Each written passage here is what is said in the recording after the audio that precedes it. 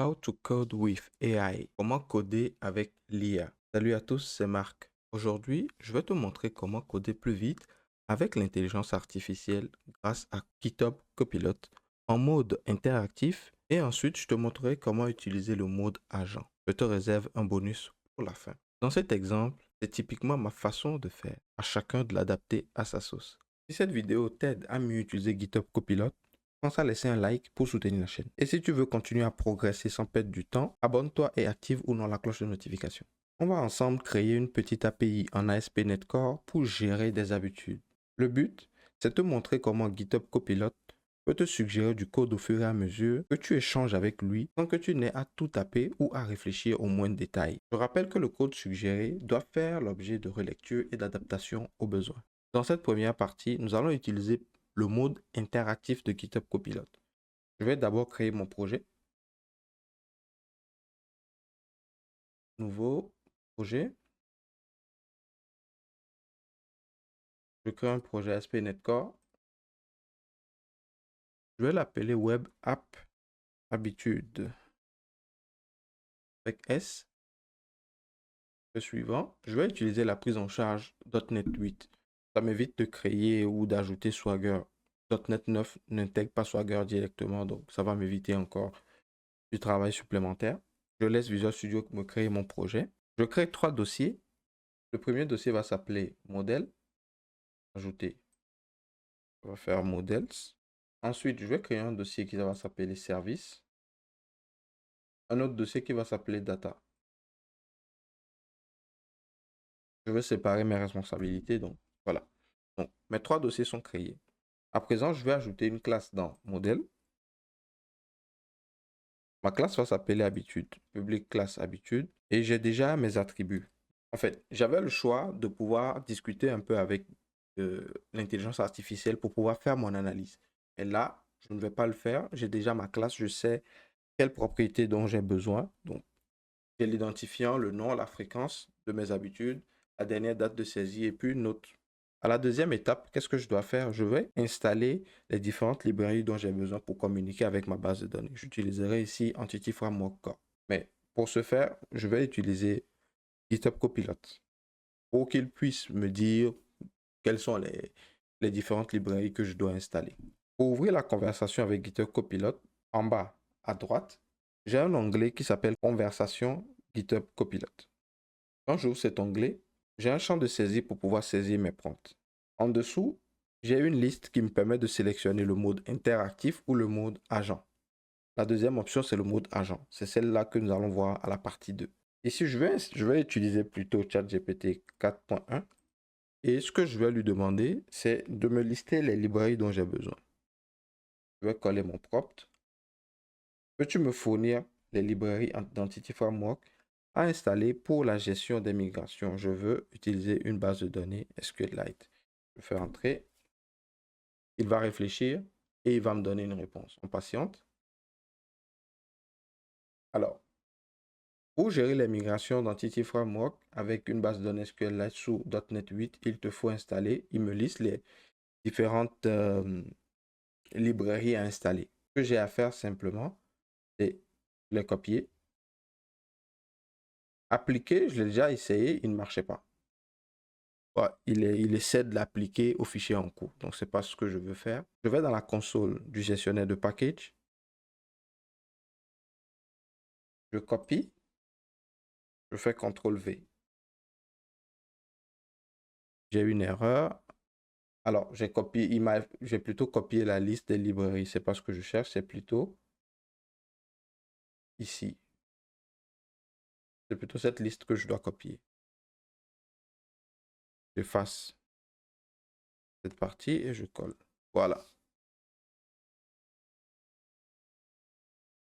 Donc, j'ai toujours des actions à faire. Je pose des questions, j'ai une réponse, et puis je fais une action. Là, je viens d'installer mes différentes librairies. Pour vérifier si mes librairies sont installées, je retourne dans l'explorateur de solutions, dans Dépendances, je déroule Package. J'ai Entity Framework Core, Entity Framework Core SQLite. Ensuite, il me reste une librairie installée. Je pèse sur Entrée. Toutes mes librairies sont installées. Un petit rappel, ton like m'aide énormément à faire découvrir cette vidéo à d'autres développeurs. Et si tu veux plus de contenu comme celui-ci chaque semaine, clique sur s'abonner, c'est gratuit et ça booste l'algorithme de YouTube. Merci. On continue. Maintenant, nous passons à l'étape 3. À la troisième étape, nous avons besoin de créer le DB Context. Pareil, je retourne dans l'onglet de conversation avec GitHub Copilot et je vais lui demander de me créer l'application DB Context. Crée-moi l'application DB Context. Simplement, je fais entrer, je patiente. Voici la réponse de Copilot. Copilot me dit: voici un exemple de classe adaptée à ton modèle habitude, compatible avec Entity Framework Core et SQLite sous .NET 8. Je regarde un peu, il m'a créé l'application DB Context, il fait hériter de DB Context. Si cette partie est floue, j'ai déjà fait une vidéo sur Entity Framework Core, je mettrai le lien dans la description. Ensuite, plus bas, il a modifié le fichier AppSetting pour que je puisse accéder à ma base de données. Et ensuite, il injecte le service directement dans le fichier programme.cs pour que je puisse accéder à cette base de données lorsque le programme démarre. Donc, ce que je vais faire, je fais appliquer ici. Il me crée le fichier. Il me demande de faire tabulation pour accepter. Je fais tabulation. Mon fichier est créé. Je fais sauvegarder. Je descends. J'applique cette partie aussi. On voit qu'il a appliqué dans le fichier en cours. Ce n'est pas ce que je cherche. Donc, il faut aussi faire attention lorsqu'on utilise le mode interactif. GitHub Copilot nous informe que c'est dans le document actif. Cette partie, c'est dans le app setting que je dois le mettre. Donc, je pars chercher mon fichier app setting. Je l'ouvre. Je reviens dans Copilot. Je fais appliquer. Il vient de me l'appliquer correctement. Je fais tabulation. Et c'est correct pour ici. Je descends. Pour la configuration, où est-ce que je peux le mettre pour que ça soit productif, pour que ça fonctionne? C'est dans le fichier programme.cs. J'ouvre le fichier programme.cs. Je vais appliquer. Il vient de me l'ajouter. Il faut que j'importe les différentes dépendances. Ici, Entity Framework Core. Je sauvegarde. Donc, le mode interactif, on discute avec l'intelligence artificielle et on applique ses recommandations ou son résultat en fonction de ce qu'on veut faire. Quatrième étape, j'ai besoin maintenant de créer mon service. Je vais demander à Copilot de me créer le service. Je lui envoie un nouveau message. Crée-moi le service qui utilisera le contexte que lui-même il a créé pour accéder aux données. Il manque un X. Je veux toutes les méthodes dans le service. Je fais entrer. Il va analyser mon code et il va me créer le service. Il a créé le service où? Dans le namespace service. Lorsque nous avons démarré, nous avons créé le dossier service. Pour l'instant, je ne l'ai pas encore appliqué, donc il ne s'affiche pas. Je vais appliquer. Je pourrai apporter des corrections plus tard. Je retourne dans l'explorateur de solutions et dans mon dossier service, je me rends compte que j'ai maintenant un service qui a été créé. C'est ce que je cherchais, ça a été fait. Je me rends compte aussi que le Application DB Context, je m'attendais qu'il soit dans le dossier data, mais il a été créé dans le dossier modèle. Je pourrais le déplacer plus tard. Je vais même le déplacer en même temps. Voilà, c'est plus correct comme ça. Prochaine étape, qui est la cinquième étape, nous allons créer maintenant le contrôleur. Je vais créer le contrôleur. Je retourne dans GitHub Copilot. Ensuite, je colle mon prompt. Mais avant d'exécuter mon prompt, il y a une dernière partie que Copilot m'avait suggéré que dont je n'avais pas fait attention. Il me demande d'injecter ce service-là. Pense à enregistrer le service dans le conteneur d'injection de dépendance dans programme.cs. Ce que je vais faire, je vais aller dans programme.cs, je vais appliquer. On voit en temps réel qu'il est en train de lire le fichier. Il me l'applique, je fais tabulation. Tabulation. Recherchons la ligne. La ligne, elle est là, la ligne 15. À la ligne 15, il m'a bien ajouté mon injection de dépendance. Il a injecté le service. C'est correct pour moi. À présent, j'ai besoin qu'il me crée le contrôleur. Donc, je lui dis, crée-moi le contrôleur en fonction de ce que tu lis dans mon projet. Je fais entrer. Il me crée le contrôleur dans le dossier contrôleur. Il utilise automatiquement le service. Je n'ai pas eu besoin de lui préciser, va utiliser tel service. Non, je lui ai dit, scanne le projet et puis tu utilises ce que tu as trouvé. Donc, il a directement utilisé le service. À partir d'ici, déjà, je me rends compte qu'il a utilisé Action Result un peu partout. Je suis plus à l'aise avec iActionResult. Donc, je vais lui demander de régénérer le contrôleur en utilisant iActionResult. Je veux que tu utilises iActionResult dans toutes mes ressources, dans toutes les ressources. Je vais voir, il n'y a rien plus bas, je fais entrer. Le contrôleur va être régénéré et à ce niveau, j'ai iActionResult et il me retourne une réponse de OK. C'est ce que j'apprécie. Je fais appliquer. Il me crée automatiquement le fichier. Je fais tabulation. Le fichier est créé physiquement. Je retourne dans le contrôleur. Il est là. Je fais sauvegarder. En résumé, nous venons de créer quoi? Le modèle, le service, le Application Table Context pour pouvoir accéder à la base de données et communiquer avec la base de données, le contrôleur pour pouvoir exposer des endpoints. Dans le programme.cs, nous avons injecté les différents services qu'il faut pour que le projet puisse fonctionner. Je sauvegarde, je fais un régénérer et j'observe pour voir si j'ai des erreurs. Non, le projet a compilé et je n'ai pas d'erreur. 1 a réussi, 0 échoué, 0 ignoré. Je vais le tester et voir si le projet fonctionne. Je le lance. Il s'est lancé à côté. J'amène l'écran de navigation ici. Et je vois que toutes mes routes ont été créées.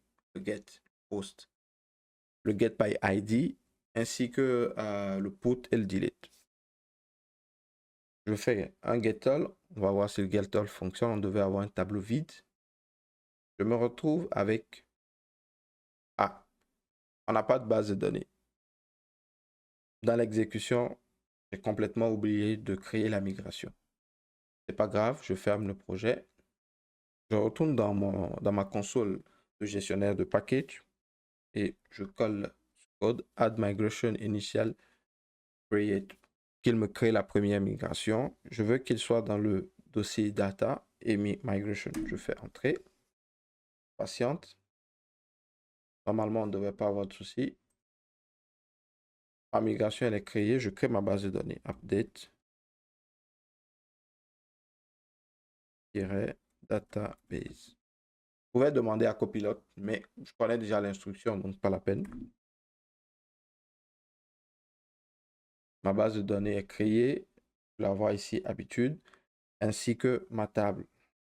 Donc, ce que je vais faire, je sauvegarde et je relance. Je ramène ma vue ici. Normalement, lorsque je tente d'obtenir mes habitudes, je dois avoir un tableau vide. Si tout fonctionne correctement, j'ai un tableau vide.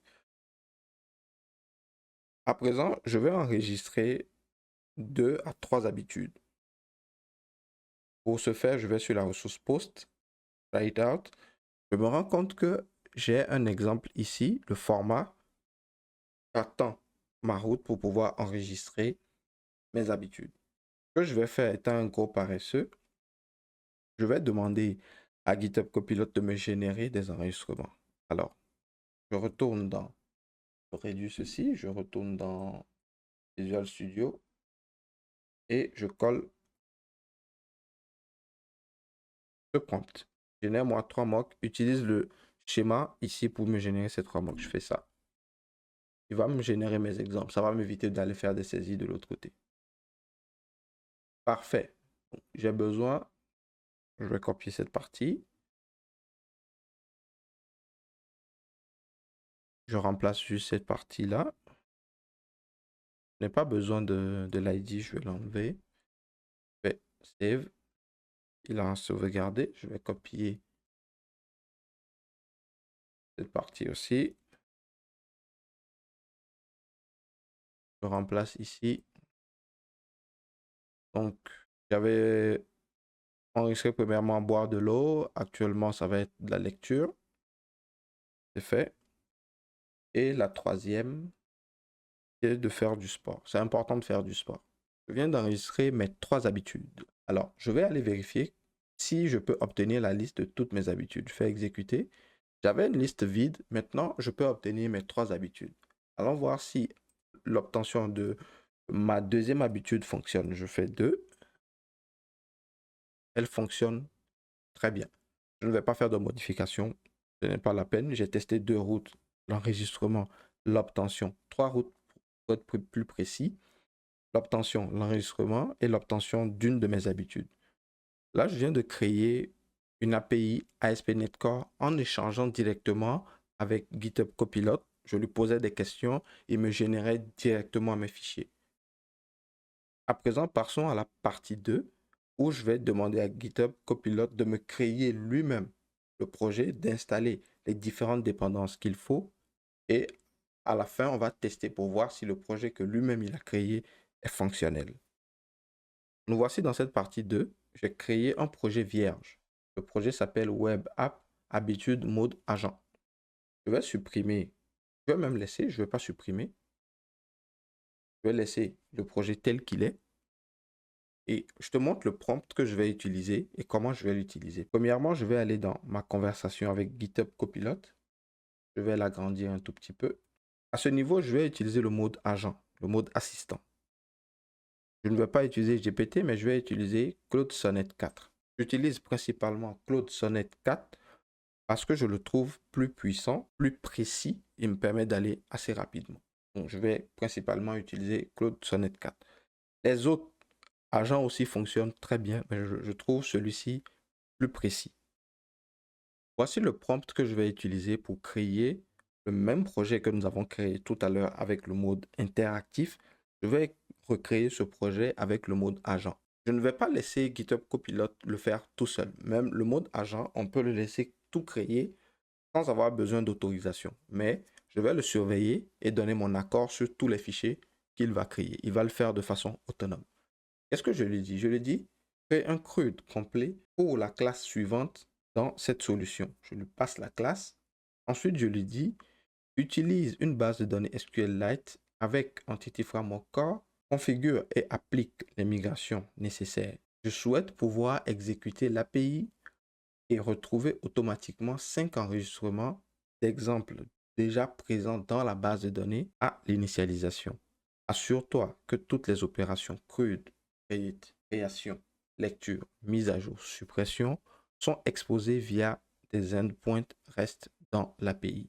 Voilà le prompt que je vais utiliser. Donc, je fais un CTRL A, je copie et on retourne dans Visual Studio pour aller essayer ce prompt. J'ai déjà pris mon agent, j'ai choisi mon agent. C'est comme le soldat que j'envoie à la guerre. J'ai pris mon mode.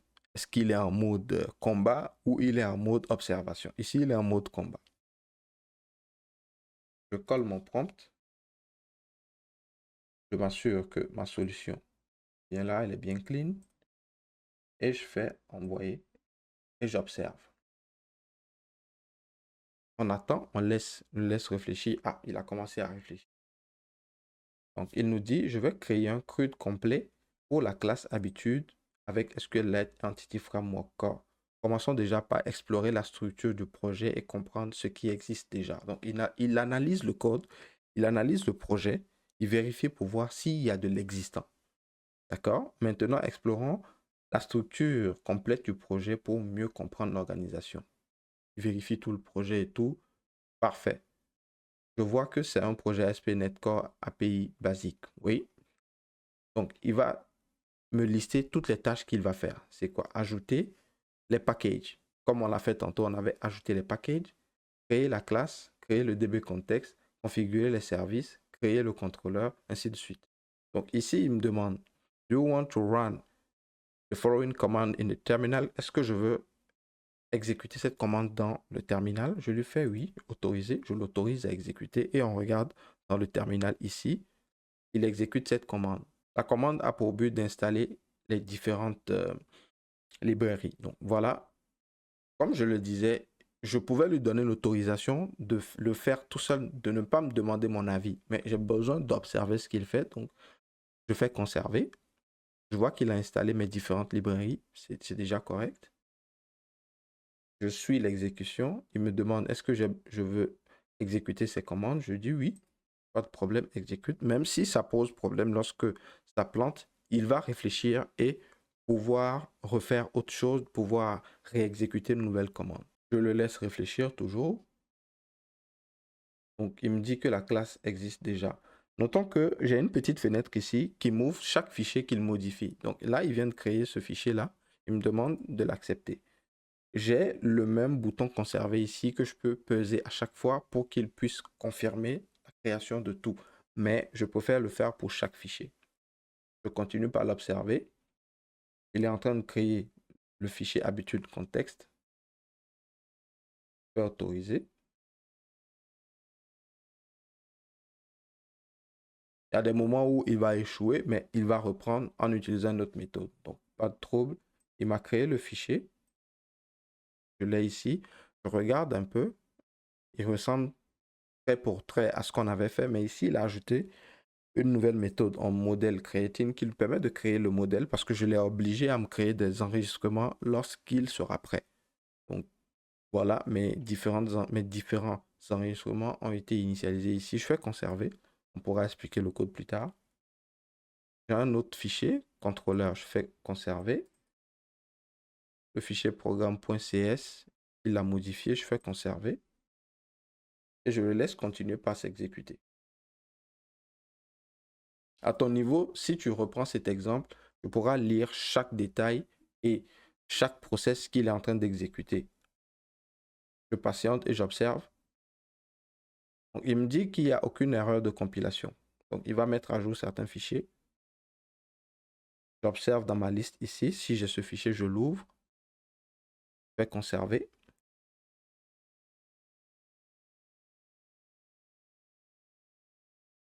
Je patiente. J'attends. OK. Là, il me demande de pouvoir l'autoriser à exécuter la migration. Je fais autoriser. Nous-mêmes, on l'avait fait dans le projet précédent. Mais ici, il va le faire automatiquement pour nous. Je le fais autoriser. Build stat succeed. Il a créé la migration. Après, il va mettre à jour la base de données. Sans que je ne fasse d'action, je l'observe simplement. Voilà, maintenant, il me demande de pouvoir mettre à jour la base de données avec Database Update. Je fais autoriser. Tout ce dont j'ai besoin, c'est de lire et de le faire autoriser. Comme je l'ai dit précédemment, je pouvais activer le mode où il réfléchissait tout seul, il créait les fichiers tout seul, mais je ne veux pas le laisser faire du n'importe quoi non plus. L'exécution continue. Je patiente toujours, je laisse travailler.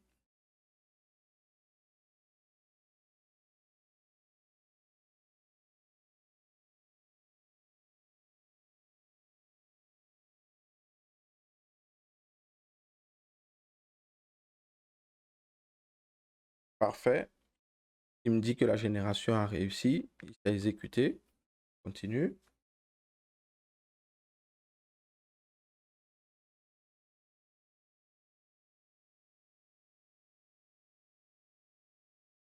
Donc là, il me fait un récapitulatif. Il me dit CRUD complet pour la classe et il me liste toutes les actions qui ont été faites.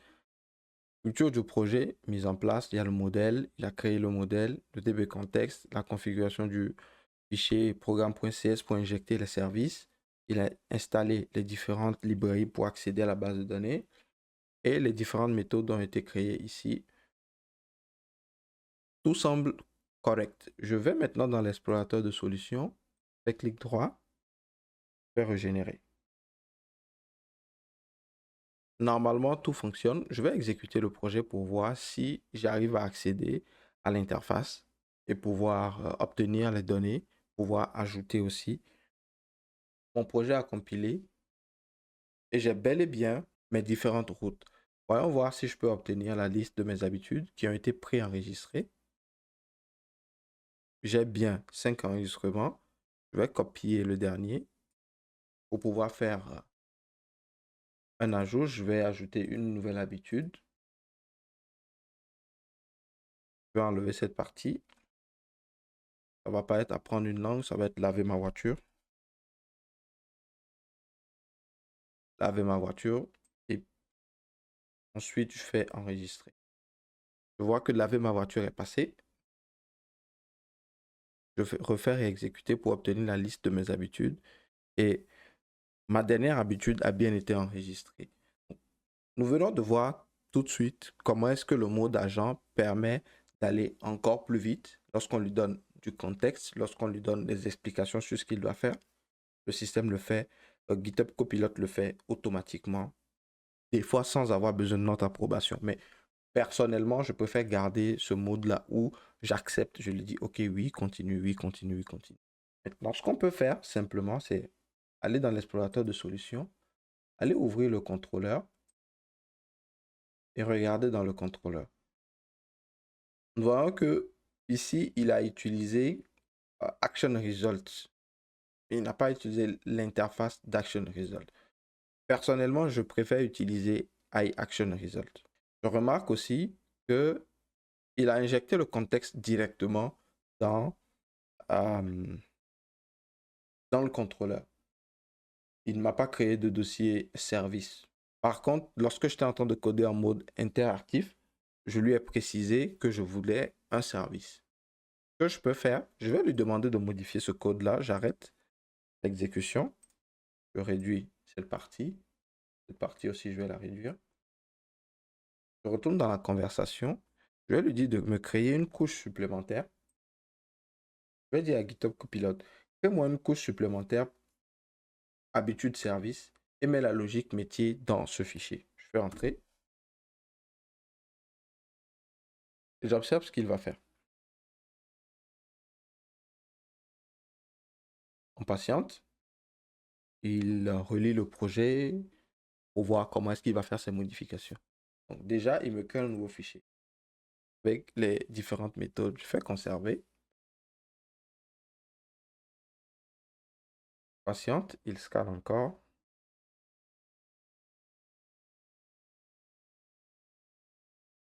Des fois, ça peut prendre un peu plus de temps. Des fois, ça va un peu plus vite. Donc, on attend. Je vais fermer un peu tous ces fichiers-là. Au besoin, il va les réouvrir.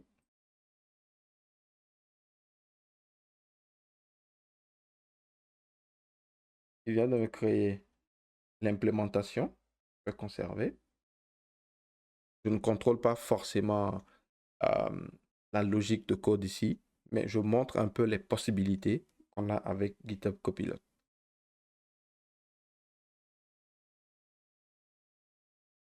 Je vais enregistrer. Je patiente toujours, il est en train de générer.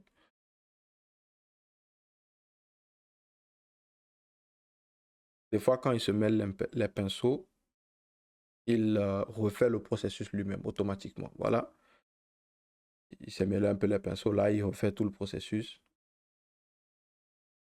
OK. Donc, il dit qu'il s'en va avoir des problèmes avec l'édition du fichier. C'est pas grave, il va continuer. Il va demander à modifier le programme fichier programme.cs pour injecter le service. Comme je l'ai dit,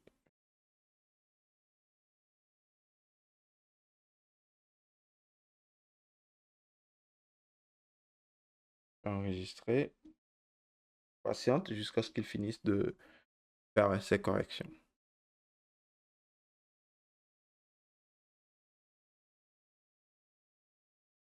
OK, il modifie maintenant le contrôleur. On voit en temps réel qu'il est en train de modifier le contrôleur. Moi, je fais conserver.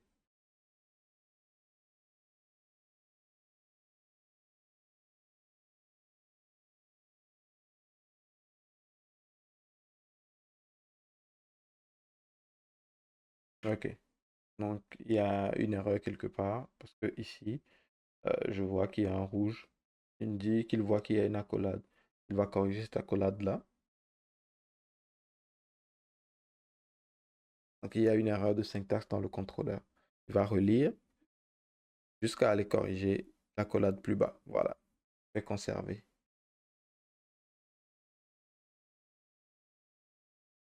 Une relecture, c'est correct. Je pense que maintenant, il ne va plus lever d'exception.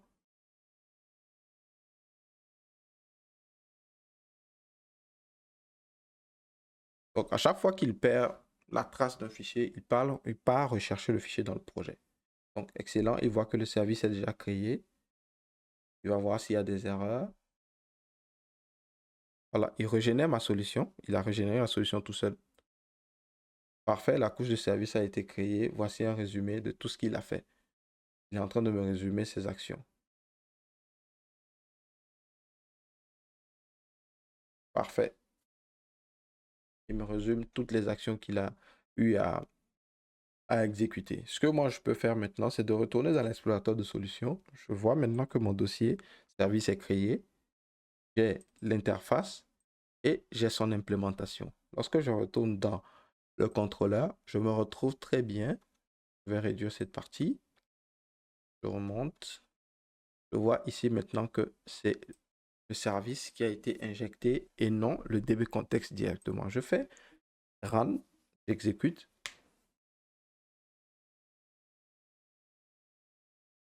J'essaie de récupérer. Normalement, je dois avoir 6 habitudes. Mes habitudes sont là, j'ai pu les récupérer. Donc, ça montre que le projet est fonctionnel. Coder avec l'IA permet d'aller plus vite.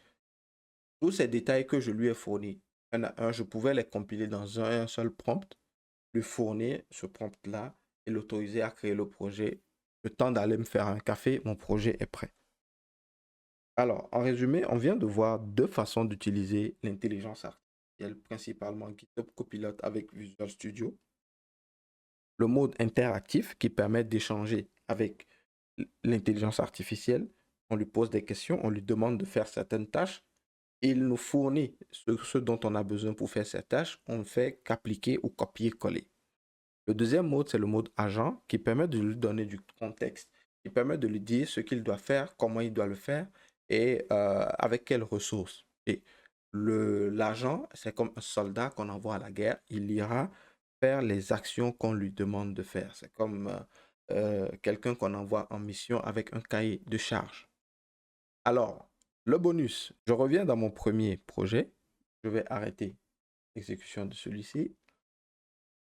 Et je vais ouvrir mon premier projet où j'ai discuté avec GitHub Copilot de façon interactive et je vais lui demander quelque chose.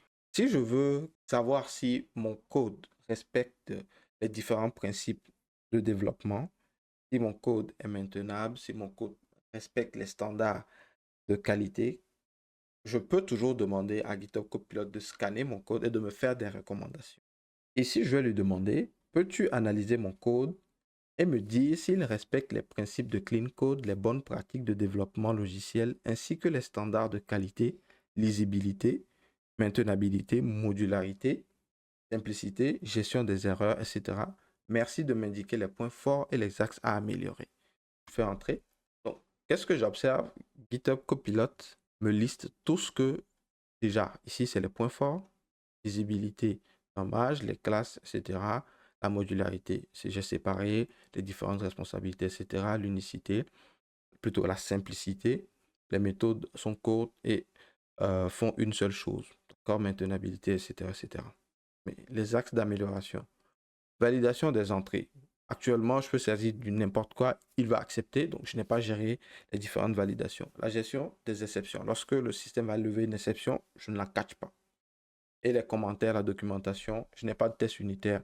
Il m'a sorti ces tests unitaires-là. Je peux faire la même chose pour le mode agent et lui demander directement de m'apporter ces différentes corrections et il va le faire. Donc, l'IA est capable de scanner mon code et de me dire si je suis sur la bonne voie ou s'il y a des améliorations. Mais attention, attention et attention. Il faut toujours avoir le discernement pour savoir si ces améliorations sont bonnes pour mon projet ou pas. La décision revient toujours au développeur. L'intelligence artificielle est là pour accompagner, pour aider le développeur à aller plus vite et à faire certaines tâches qui sont redondantes et à faire d'autres choses. Elle est là pour booster les différentes qualités du développeur, mais elle ne remplace pas l'analyse humaine derrière. Donc, avant de pouvoir bien utiliser l'intelligence artificielle, surtout en programmation, il faut maîtriser certaines bases. Sinon, on risque d'avoir un code généré par l'intelligence artificielle et en cas de bug, on est bloqué parce que l'intelligence artificielle ne peut pas forcément nous trouver la solution idoine ou débugger à notre place pour savoir comment est-ce que, pourquoi est-ce que. Il faut avoir du discernement, il faut avoir des bases solides en programmation, surtout pour utiliser l'intelligence artificielle pour coder nos projets, pour ne pas être dos au mur dans certaines situations. Si tu as aimé ce contenu, laisse-moi un like. Dis-moi en commentaire comment est-ce que tu utilises l'intelligence artificielle pour monter tes projets. Quels sont les tips que tu utilises? Quelles sont les recommandations que tu peux faire? Et quel est ton avis sur l'utilisation de l'intelligence artificielle? On se retrouve dans la prochaine vidéo. Salut!